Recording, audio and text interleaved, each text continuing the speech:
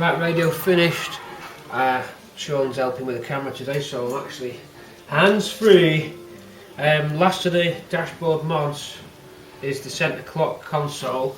Again, this is another non-standard modification, so purists out there, turn your sets off now because you won't like it. This is a low fuel gauge warning lamp that I've designed and fitted to the set, the centre console clock.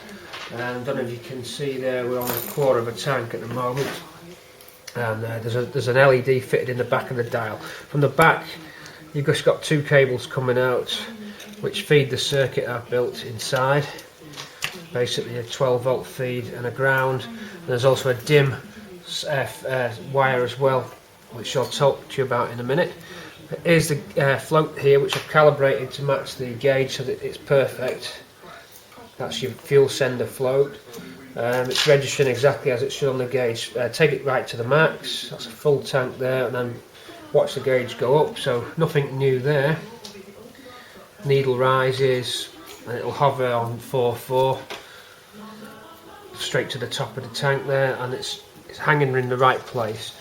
So nothing new there, but what happens a lot of the time, this gauge in the middle of the console, you can never see it, or at least you never notice when you're running out of fuel. I've run out a few times in my other car, my other GXL. So the idea was that I could have a bright light to alert me when I'm on my last bit of fuel. So I've made it extra bright for the daytime, so it basically bursts out the clock and you can see it.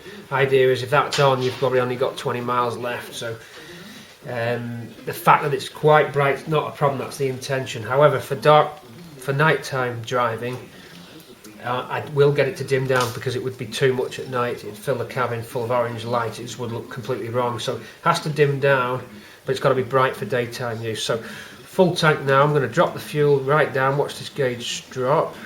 So we drop to, let's go for just almost, you see Sean's got the cold as well, we're all dying of it. I'm dropping to almost there, so on my float, I'm just there. And now we'll see this slowly descend. I don't know, is that picking up, Sean? That need? A little bit. Might have to come in a bit. Yeah, well, they're going to get the idea there. I haven't got my torch. It's alright. It's approaching the quarter of a tank level now. That's quarter. And now I'm going below quarter now. Any second now that's going to light up as the needle reaches the red, or your reserve. Now I've gone on here, I've gone not quite an empty tank, so we should get it any second now, we should get it. That's if I've connected the light up, of course. There we go, we've got it, we're on. So you see that lighting up very brightly, but that'll dim down for night driving. It'll be an 8 for that, or a 10 for that. So that's how it works. So gauge up now and watch that light go out. It has a slow reaction time, which is the whole idea. There she goes, out. Empty tank, so dropping the gauge right flat back. Gauge slowly moves as it should, and then you'll get that orange fuel light coming on any second now. There you go. So away she goes. So that's how it works. Perfectly calibrated as well and working as it should. So to me, that's going to alert me of low fuel, which is what I wanted. It can be switched off if you don't like the feature, just cut the wire or unplug the plug, and you can't notice the dial with the mod in the LED. It's pretty inconspicuous there, so that's how that is. In terms of how it works, this is all sealed back up now, but if I get a gauge that's apart, basically all that's happened is, and I went through a lot of different designs for this took some doing, because I first went for a microchip sensing device which measures voltage. Well, what I've discovered that these don't work off voltage, these work off current. So that's a current controlled device. The current heats up the bimetallic strip, which then causes it to bend and move. You don't get an increase on voltage here, it's pretty much the same voltage throughout the range of the fuel sender, but what you do get is an increase in current. I didn't have a current activated light, and it was on. If I did have it, it wouldn't have worked, because as the bobbin went up and down, you're going to get current, but you wouldn't get movement. So you get current surges, which are dampened by the bimetallic. So the chip would have picked up the current surges, and your light would have been flickering. That wouldn't have worked. Voltage wouldn't work because the light would flicker. So I was left with an idea of making my own set of contacts, which I've done. Minute contacts out of a sub-miniature relay, soldered onto a little bit of Vero board, and then offered up just near the pointer edge of the bimetallic strip, which is quite rigid. The needle itself is very fragile and it wouldn't work, but the bimetallic strip section is pretty rigid, so it was able to touch on that and close the contacts up, and that's what makes the LED. I had to make sure that it was isolated. Luckily the bimetallic strip is not electronically connected to the gauge. It's insulated on the windings of the resistance wire, so that's free to connect the current for the LED. That's how it was done. Basically a set of contacts on a bimetallic strip that control the LED, and then a dim down control, which is simply going to be a relay switching a higher resistive load to the relay. And that's it, that's all I've done. So end of that little clip. Thanks, Joe. Right, I'll just showing you the dimming module now. So we're on full brightness there. As you can see, that's burning my retinas out, but that's good for daytime driving. So there we go, fuel sender there, set on just, well, you can see what it's set on. It's just in the reserve. Excuse me again, in the reserve. So that's the gauge there. And here's our dimming module. Very simple. I wish I could say it was complicated, but it's not. Basically a relay that toggles the feed to the LED between a 2.5K resistor and a 560 resistor, and that's it. So when we activate this is going to be the side light cable, so we connect that to the harness for the side light harness, and then it just has this action here. We dim down, so nighttime driving you won't be getting blinded, but you'll still know your fuel is low. So there's our modification there, which is going to work very nice. And if you don't want it, if I decide it's no good, which I can't see why not, but just cut a wire and it's back to normal really. So there you go, low fuel. Watch how it just trips off now as I take you on board with a float, lift the float. You get that reaction delay, which is what you want.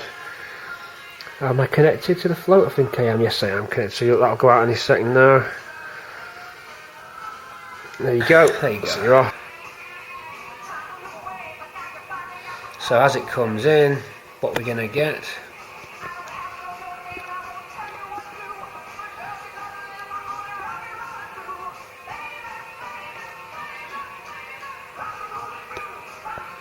Where does it go?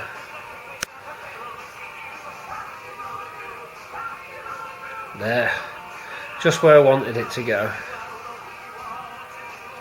So that's how it works. Don't, as I say, don't worry about the brightness. You can set that however you want to set it, just by changing the resistor. And again, you've got that side light module here, which will dim you down for your nighttime drive, like that. Okay, so that's how it works. I'm pleased with that setup. That completes everything now on the dash. All systems are go there. You're done. You're done. You're running. I've got an MP3 while I work now, which is great. Bit of 70s disco to help us along the way. It's time now to box everything up. It's time to put the dashboard away. I hope you've enjoyed the dashboard series of videos up to part 59. It's all done, it's all wired. That was the last little job, just to get that, to suss out how to do that fuel gauge. You know, I mean, I had to work out how to do it. You know, I tried all these different ideas and none of them were working, and I've gone to simple switches, but using the the bimetallic strip action of the gauge to create the damping effect for the LED, so you don't get that bouncing LED. Watch, no bouncing LED. Nothing, so you're fine, it works great. And then let's fill the tank right to the top. Away she goes, gone. Drop the tank.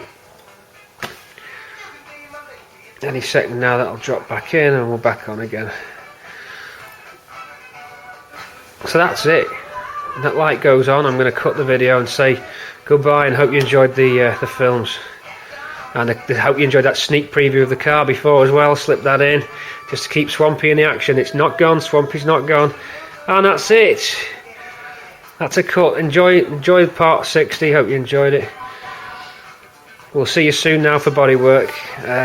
Some LEDs to do. Oh, I'm doing the crash pad. I've got some great paint that's a perfect match now, so I'm just going to flat that back with some Scotch pad, and we'll get the special primer on there and get that crash pad done, so that'll be done. Immobiliser's fully operational. Where are we for the immobiliser? Somewhere around here there's the immobiliser key. There we are. Immobiliser's on and running. The key for it's there, so I'm not telling you anything about that, of course, there's no need, but it's a great system that's fully wired in. There's also some additional features as well. So security's boxed off, MP3's boxed off, clocks are boxed off, harness and wiring loom all done, clock's rebuilt. Just leaves this re-chroming around the dash surround, which I've got to send that away to a specialist to get that done.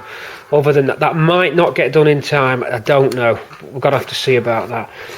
I've got a new fascia for there, radio's done, new old stock light switch needs fitting for that. I think that's it. I think that's where we're at. So over and out, and we'll see you on the next part, probably some bodywork stuff next. Over and out. I hope you enjoyed the dash rebuild. End of, job done.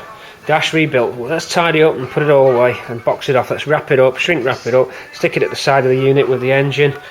Oh, over there it can go. I'll miss working on it actually. Hang on, I don't want to go, do I? No, I just don't want to go.